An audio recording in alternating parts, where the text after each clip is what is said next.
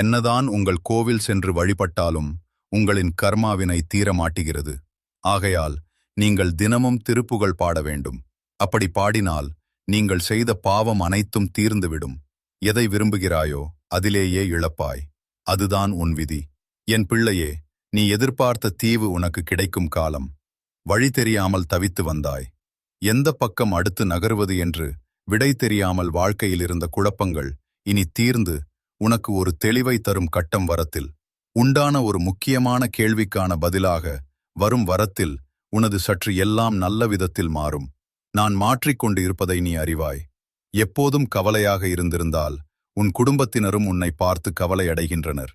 எல்லோரையும் மகிழ்ச்சியாக வைத்துக் கொள்ளதானே நீ கஷ்டப்படுகிறாய். நீ மகிழ்ச்சியாக இரு. நான் திருச்செந்தூர் முருகன் பேசுறேன். நான் சொல்வதை கேள். தினமும் திருப்புகழ் பாடு. நான் எப்பொழுதும் உன்னை கைவிட மாட்டேன்.